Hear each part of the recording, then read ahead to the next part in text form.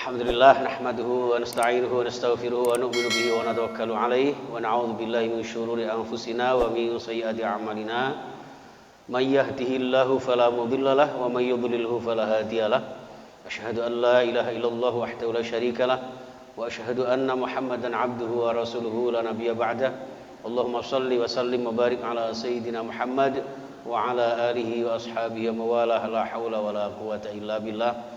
Amma ba'du, para alim, para ulama, sepuh bini sepuh yang saya muliakan, khususnya takmir Masjid Baitur Rahim, Abah Jai, Abah Mas Lukman, dan juga Ustadz-Ustadzah, terutama dari YDSF, dari Suara Muslim Radio Network, juga ada dari Majelis Al-Muhajirin, ya, teman-teman kita di Jalasah setiap Ahad, Majelis Al-Muhajirin yang kebetulan hari ini milad yang berapa Mas? Yang ke-1 ya, yang pertama ya. Dan juga jamaah Darul Ulum di Arab Saudi yang juga ini tadi barusan di sana jam 12 lebih setengah 1 mereka ikut menyimak juga melalui streaming Suara Muslim Radio Network. Dan juga yang kami hormati CEO Suara Muslim Ustadz Fajar dan juga Akhi Septian ya, yang sangat ngangeni ini. Dan juga seluruh yang kami hormati yang tidak bisa kami sebutkan satu persatu tanpa mengurangi rasa hormat saya datang panjenengan semuanya. Mudah-mudahan insyaallah barokah dunia dan akhirat kita. Amin ya rabbal alamin. Jamaah sekalian rahimakumullah. Pertama-tama saya bersyukur kehadirat Allah Subhanahu wa taala bisa silaturahmi sowan datang ngarsa panjenengan semuanya dan seluruh mitra muslim dimanapun Anda berada, juga pemirsa di media sosial kami dan seluruh jamaah yang insya Allah dimuliakan Allah Subhanahu wa taala. Pertama-tama kita harus bersyukur kehadirat Allah Subhanahu wa taala atas segala nikmatnya yang tidak bisa kita hitung, tidak bisa kita mengkalkulasinya. Wa in ta'uddu ni'matallahi la tuhsuha. Termasuk nikmat yang luar biasa jamaah sekalian, yaitu adanya keluarga yang diberikan Allah kepada kita. Keluarga, suami, istri, putra, putri, semuanya adalah amanah Allah Subhanahu wa taala. Fa innakum akhadtumuhunna bi amanatillah. Kita menginjakkan kaki ke pintu gerbang pernikahan, mulai dari situ dengan ucapan qabiltu nikahaha, kemudian disertai dengan niat mitsaqan ghalidha, semata-mata adalah menerima, mengamalkan, mengabadikan dan istiqomah membawa amanah Allah Subhanahu wa taala. Untuk itu jamaah sekalian, di masa-masa kekinian ini ya, yang tadi disampaikan Mas Septian ya, memang banyak terjadi hal-hal semacam ini, padahal semua kaum muslimin, bahkan semua manusia menginginkan hidupnya dalam berkeluarga ingin menjadi keluarga yang bahagia ya, tidak ada yang menginginkan keluarga yang sengsara. Ini jamaah sekalian. Dan tentu komponen bahagia ini yang sering kita sebut adalah dengan komponen sakinah, kemudian mawaddah ya, dan terakhir adalah rahmah. Surah Ar-Rum ayat 21. Wa min ayatihi an khalaqalakum min anfusikum azwaja litaskunu ilaiha wa ja'ala bainakum mawaddatan wa rahmah. Ya, ayat ini ya, satu rangkaian yang sangat utama di mana kita kula jenengan di dalam membina rumah tangga bukan sekedar sampai kakek-kakek ninen-ninen, bukan sekedar sampai kakek-kakek nenek-nenek ya. Ini juga perhatian buat kita semuanya, sekalipun panjenengan sudah sepuh, tentu panjenengan menginginkan putra-putri atau menantu yang bahagia. Ya, mantu di maneman kon gawe putu, ora mantu di maneman kon mangan turu, mboten nggih. Mulane garwa itu sigarane nyawa. Ini hadirin. Ngapunten, sehingga dalam konteks keluarga bahagia ini ya harus ada sakinah ya yang membingkai rumah tangga itu bahagia.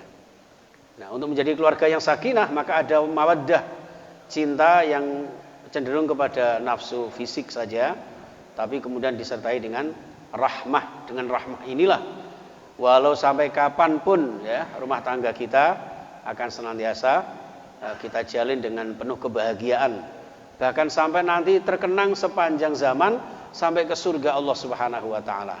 Amin ya rabbal alamin.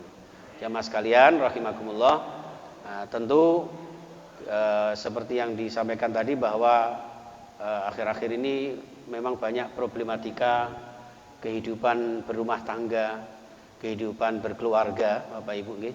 Masya Allah. Jadi termasuk beberapa sebab ya yang membuat keluarga itu menjadi satu permasalahan. Ada permasalahan secara eksternal, mungkin dengan teman, mungkin dengan tetangga, ya, dengan orang-orang yang katanya orang ketiga, ya. Itu faktor eksternal dan berbagai macam sebab yang membuat rumah tangga itu banyak permasalahannya. Bisa juga dari faktor internal, kesalahpahaman antar suami istri, kesalahpahaman antara anak dan orang tua, bahkan kadang-kadang mendidik anak saja itu antara bapak sama ibu kadang berbeda. Ya, ada yang modelnya lemes, ada yang modelnya keras, akhirnya kadang-kadang gegeran.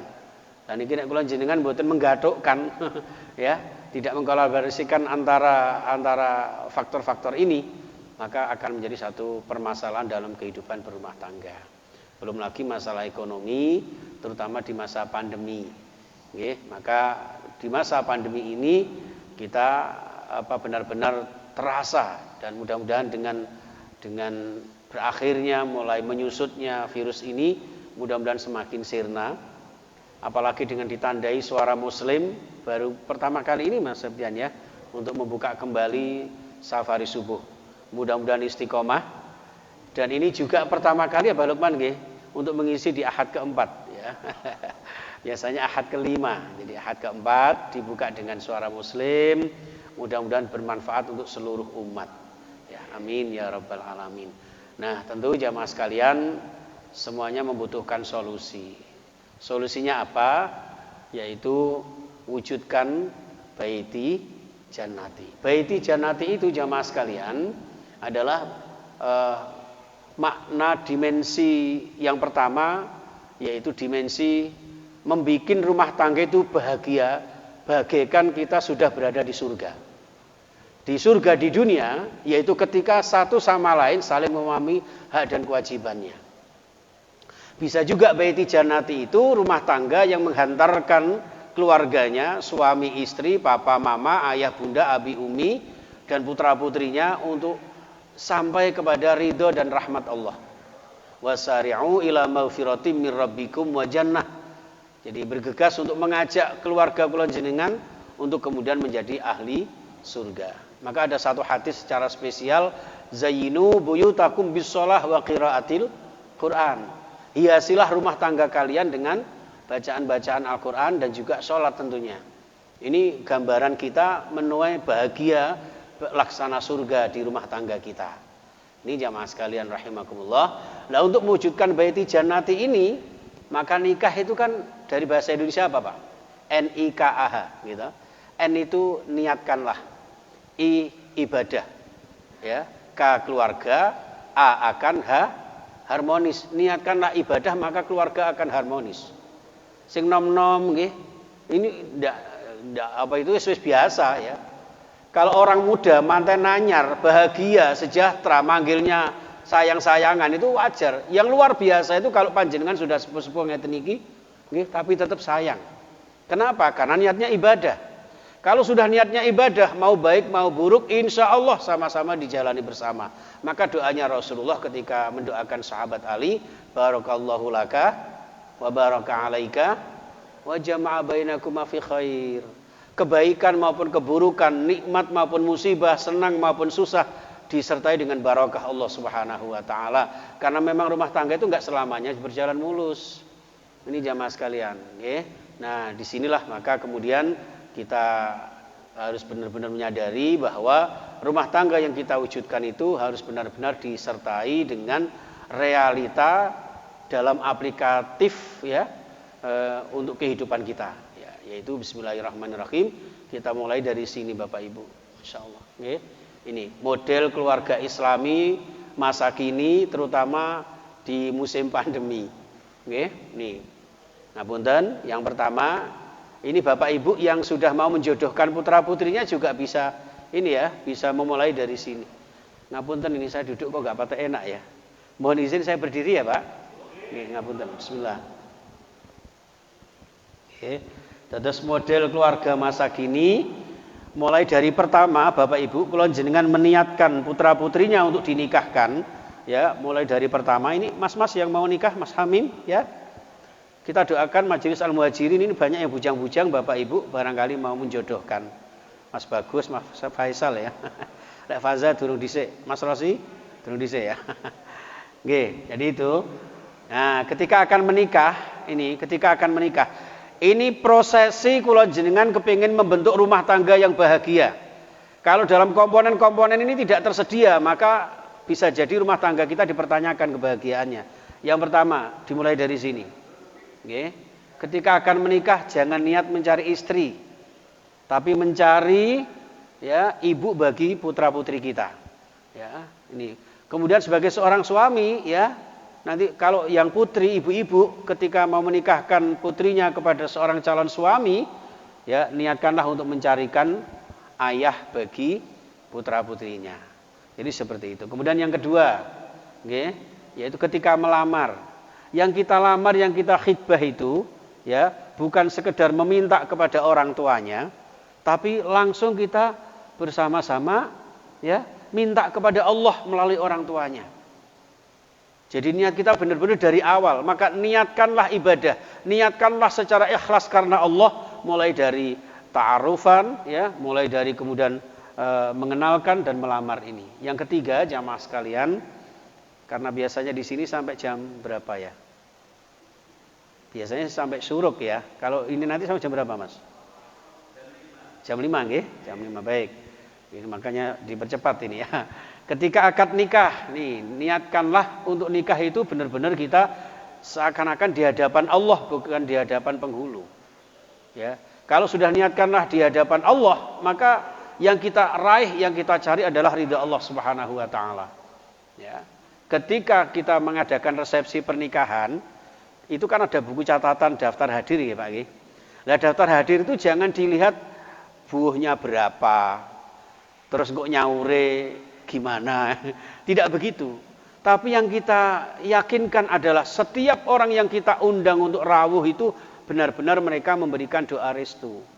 Sehingga suatu saat nanti ketika ada problematika hidup dan kehidupan dalam rumah tangga, ingat sekian orang yang mendoakan kita. Kalau sampai kita saling mengkhianati antara suami istri kita, berarti sama halnya dengan mengkhianati doa-doa mereka. Makanya jangan semata-mata karena materi, ya, jangan karena buahannya, ya, tapi karena doa-doa mereka. Tuh. Ya. Dan yang kelima adalah ini, ketika malam pertama ingat bahwa kita harus pandai bersyukur. Sekaligus kita juga pandai bersabar. Karena apa? Karena ini kita manusia biasa, bukan malaikat. Karena malam pertama itu biasanya sesuatu yang paling indah. Orang yang paling ngayu coba bojone sing wedok, gitu. Walaupun secantik almarhumah mantan saya Mbak Vanessa Angel, umpama ini, ya, itu tetap lebih cantik istrinya. Begitupun suaminya, ya. Tapi ingat bahwa kesempurnaan masing-masing suami istri yang malam pertama itu kelihatan sempurna semua. Ingat ya, mereka adalah manusia biasa yang ada kelebihan dan kekurangannya. Biasanya nek manten anyar niku masyaallah nggih. Arepe ngorok mau disimpen-simpen ya kan. Enggak wani ngetokke. Tapi nanti kalau sudah lama ketahuan semua keburukannya. Ya. Ya termasuk ngoroke barang. Dan kita menikmati, kita memaklumi kekurangannya Bapak Ibu, insya Allah kita akan menjadi orang-orang yang pandai melihat bahwa diri kita ini manusia biasa, bukan malaikat. Pasti ada kekurangannya. Dan kalau menyadari kekurangannya, indah. Ya, inilah yang disebut indah pada waktunya. Maaf, istri saya ketika melihat saya tamat dari pondok, tentu dulu yang ganteng setengah mati. Dulu imut-imut, sekarang amit-amit. Ya kan, itu dulu. Tapi setelah tahu bahwa oh ternyata bojoku yang ngorok, ternyata padha ngoroke. Tapi nek dimaklumi, ya kan indah. Masya Allah, tadi malam full musik ya Dek. Jadi aku sama ngorok dia mau begini. Iya aku ngorok krik. Sama ngorok krok. Jadi kayak krik krok. Karena saling memaklumi, saling menerima apa yang ada. Ya. Syukuri apa yang ada, ya kan? Hidup adalah anugerah, seperti itu. Sehingga kekurangan suami atau istri saling memaklumi. Itulah yang disebut sigarane nyawa. Makanya wong Jawa niku Masya Allah luar biasa. Abah Lukman kok wis mantu, berarti dadi moro tuwa, moro-moro dadi tuwa. Seperti itu. Hadirin rahimakumullah. Maka yang keenam, nah di dalam berkeluarga tentu banyak kerikil-kerikil tajam. Jangan berharap bahwa rumah tangga itu mulus terus, mboten. Dalam bahtera rumah tangga itu ibarat naik kapal, ya kadang ana ombak, kadang ya dan sebagainya. Sehingga jangan hanya yang manis-manis saja. Ketika sudah manisnya hilang, sepahnya dibuang. Tuh. Yang ketujuh, dalam keadaan barangkali rumah tangganya sedang ini, jangan justru oleng. Pegang teguh kesepakatan dan misakon ghalidho yang pernah kita janjikan itu. Kenapa terjadi perceraian? Kenapa terjadi perpecahan? Karena ketika ada permasalahan justru salah satu ini oleng. Ya. Salah satu ini kemudian mengkhianati janjinya, bukan hanya kepada sesama manusia, bukan hanya di hadapan penghulu, bukan hanya di hadapan suami istrinya, tapi di hadapan Allah Subhanahu wa taala. Yang kedelapan, ketika belum punya anak, ya tentu berusaha, ya tetap cinta suami istri 100%. Tapi ketika sudah punya anak, ya tetap 100%, jangan dibagi dua. Yang membuat kadang-kadang suami istri jealous itu bukan kepada orang lain loh. Kadang-kadang kepada putra-putrinya. Nggih, terutama ibu-ibu sing kadung asik ngomong putra-putrine, nggih, kadung ngemii putra-putrine, ojo lali nggih, tetap memperhatikan suami istrinya. Hati-hati. Masih suami ya butuh napa? Masa butuh ngemir. Itu. Jadi keluarga itu akan harmonis. Maka ketika sudah berhubungan suami istri, suami gitu, suami itu selalu uniku usaha agar membahagiakan istri, selalu usaha agar membahagiakan istri. Istri juga begitu, itu ingin selalu itu taat, rajin, ibadah bersama suami. Jadi itu, maka ada idza nadzarta sarratka wa idza amarta ata'atka, itu dalam hadis Rasulullah. Jadi nek cara bahasane wong wis makedung asem indah, ya duwe mo 5 gitu. Mesem manut, nggih, macak masak mana. Mo 5, nah, itu kewajiban seorang istri, nggih. Baik.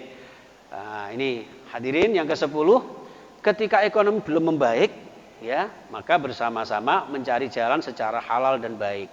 Bersama-sama, nek ono nek gak ono ya digoleki, gitu. Nek ono ya disyukuri, disambil ngopi. Monggo Pak, sambil diunjuk Ibu, monggo Bu. Insyaallah ya. Baik. Yang ke-11, ketika ekonomi membaik, maka sama-sama bersyukur ya. Sama-sama bersyukur, hati-hati, suatu saat ekonomi tidak akan mulus terus. Nggih. Jadi banyak-banyak bersyukur, banyak sedekah, infak ya untuk kebahagiaan rumah tangga. Yang ke-12, ketika Anda adalah seorang suami, nggih, maka silahkan bermanja-manja tapi jangan lupa nggih tanggung jawab kita. Aja mek napa demenyar, demene nek anyar. Mun nek wis lawas napa? Kadang-kadang niku nek anyar niku masyaallah kesandung titik ya wedhe dilus-lus sikile. Tapi nek wis tuwek kesandung titik, oh mripate jelalatan. Naudzubillah. Nggih, yang ke-13, ketika Anda adalah istri, tetaplah berjalan ya gemulai lembut di hadapan sang suami. Kalau saya mengistilahkan istri itu singkatan, is itu istiqomah, tri itu 3 hal. Jangan is itu adalah, tri 3 istri, ngawur ya. Oke. Jadi is itu istiqomah, tri 3 hal. Untuk apa? Untuk mendukung sang suami. Dalam hal apa? Dalam hal beribadah kepada Allah. Ya. Kalau kemudian ngapunten sang suami tidak datang masjid sholat subuh berjamaah, istri harus mendukung. Jangan malah ketika mau ditinggal, Mas mau kemana? Mau ke Baitur Rahim, mau sholat jamaah subuh, lah kok malah nyanyi, jangan tinggalkan aku. Lah suamine ya gak patek beriman ya balik kanan gerak temenan gak sido salat berjamaah. Ya. Jadi mendukung kegiatan jamaah ibadahnya seorang suami. Nah, kemudian hablum minan nas, ketika sang suami berhubungan dengan sesama manusia, bermasyarakat, berbangsa, bernegara, monggo didukung. Kesuksesan suami adalah dukungan dari istri. Nah, yang ketiga, ketika seorang suami ini ya bersama-sama untuk menjaga konsep rahmatan lil alamin, seperti itu. Oke. Baik, yang ke-14 ya, ketika mendidik anak, ini rawan-rawannya di sini Bapak Ibu. Oke, karena kullu mauludin yuladu alal fitrah. Kalau kita mendidik anak ya tentu harus benar-benar sesuai dengan amanah. Oke, proporsional dan profesional. Ya, bukan masalah lembut, keras atau tidaknya, tapi bagaimana kita menempatkan sesuatu pada tempatnya. Saatnya panjenengan memanjakan anak, dimanjakan. Tapi suatu saat anak kok rada lama nggih kadang-kadang dikerasi. Kalau konsep kula jenengan beribadah, mendidik putra-putri kula panjenengan dalam rumah tangga, itu harusnya seperti apa yang disampaikan Allah kepada kita dalam mendidik kita, mentarbiyah kita. Allah itu satu sisi Ghafurur Rahim, di sisi lain adzabun syadidul iqab, ya kan? Jadi ketika orang itu beriman kepada Allah, maka akan diberikan kasih sayangnya. Sebaliknya ketika umatnya, hambanya, makhluknya ini berbuat maksiat, maka Allah pun akan tidak segan-segan memberikan azabnya. Seperti itu. 14, nggih, ketika anak bermasalah, nah, nggih, yakinlah bahwa tidak ada seorang anak pun yang tidak mau bekerja sama dengan orang tua, ya. Yang ada adalah anak yang merasa tidak didengar oleh orang tuanya. Jadi akrab Bapak Ibu. Anak iku dianak-anakno kan ngoten. Nggih. Lah wong tuwa kudu dadi wong sing sembodo. Sama putra-putrinya yang akrab ya. Rasulullah saja itu Masya Allah ya, sama Putrinda waktu itu masih kecil, Fatimah Az-Zahra itu ya, Masya Allah. Tuh sayangnya luar biasa. Nggih. Baik, yang ke-16 ketika ada pil, nah ini nggak tahu pil apa ini ya, pokoknya pil koplo ya. Oke, maka pil itu hati-hati, jangan diminum, cukup suami sebagai obat, ya Bu ya. Kalau misalnya ibu-ibu kok tertarik sama saya, Ustadz Ghazin kok kayak Raffi Ahmad umpama ya kan, kembalilah kepada sang ayah, sang papa abinya, karena beliau adalah obat sejati. Allahumma amin. Seperti itu. Ya, begitu juga sebaliknya, andaikan bapak-bapak ada will, ya kan, nah, hati-hati, jangan dituruti, cukup istri sebagai pelabuhan hati. Insyaallah loh. Makanya Kanjeng Nabi itu nanti dawuh ngeten, kok ana wong nyenengi wong wedok liya, nek cara wong Jawa kan gini, sing hijau yang subur kok rumput tetangga, kadang kan ngoten Pak. Apa meneh nek ndelok bojo, lah ibu-ibu juga harus merawat diri. Ojo bendino gawe daster ae. Dicuci pendak suro. Ngepir kabeh dilokno bojone, Dik, dastermu ngepir kabeh. Ndak apa-apa malah koyo sekoke expander malah. Jangan, merawat diri. Tentu ya secukupnya, tapi kembali ke dalam hati kula jenengan. Jadi seperti itu, nggih. Sehingga bisa layak menjadi pelabuhan hati sang suami. Yang ke-18, ketika memilih potret keluarga, ya, pilihlah potret sekolah. Jadi keluarga adalah madrasah. Dan madrasah yang pertama adalah al-ummu. Al-ummu madrasatul ula. Putra putri kula jenengan yang ada di dalam naungan sang ibu mulai dari hamilnya, ya, bukan sekedar dibacakan surat Maryam ben ayu kayak Siti Maryam, awake dhewe turu Siti Maryam gitu. Bukan sekedar dibacakan surah Muhammad atau surah Yusuf, tapi didoakan bagaimana putra-putri kula jenengan yang ada di hamil itu bisa menjadi putra-putri yang sholih atau sholihah. Kemudian diselaraskan dengan pendidikan yang ada dalam potret rumah tangga sebagai rumah tangga madrasah. Yang terakhir, yang ke-19, nggih, ketika ingin langgeng keharmonisan rumah tangga, pakailah konsep 6K. Nggih. Formula 6K. Ngapunten saya ini terok-terok suara muslim. Ada 5T ya Mas ya. Yang one week one juice itu. Ya, itu Masya Allah. Itu 5T. Saya memakai 6K. 6K ini, K yang pertama adalah jadilah keluarga yang takwa. Bukan suami yang takwa. Kalau suami takwa, takut sama mertua. Ya, beda. Atau ada suami yang setia, ternyata setia setiap tikungan ada. Naudzubillah ya, ketakwaan. Jadi ittaqillah haitsu ma kunta. Wa may yattaqillah yaj'al lahu makhraja. Keluarga yang bertakwa insyaallah akan mendapat solusi setiap permasalahan yang dia hadapi dan mendapat rezeki yang tanpa disangka-sangka. Allahumma amin. Yang kedua, tentu didasari dengan kasih sayang, mawaddah warahmah, ya. Dan yang ketiga, penuh dengan kesetiaan. Yang keempat, komunikasi, ya, secara intens. Walaupun mungkin secara fisik jauh, sekarang ada alat komunikasi, ya. Kalau bisa dengan alat komunikasi itu Bapak Ibu, kula jenengan berjauhan secara fisik, tapi berdekatan secara batin. Jauh di mata, dekat di hati. Jangan malah dibalik. Sing iki bapak, sing iki ibu, karo-karone dolanan HP. Situ ewean, situ tektokan. Wah ini ya diambang kehancuran kalau sudah seperti itu. Anak juga begitu. Sehingga kula jenengan di kantor Abajai ya, walaupun di Kediri, walaupun di Jakarta, selalu mama, ini saya sedang sedih mama, ambil selfie, itu bagus itu. Jadi betul-betul walaupun sampun usianya sudah 50-an, tapi usianya seperti semangatnya masih 25-an. Nah seperti itu. Itu yang harus menjadi idaman kita. Yang kelima, ada keterbukaan.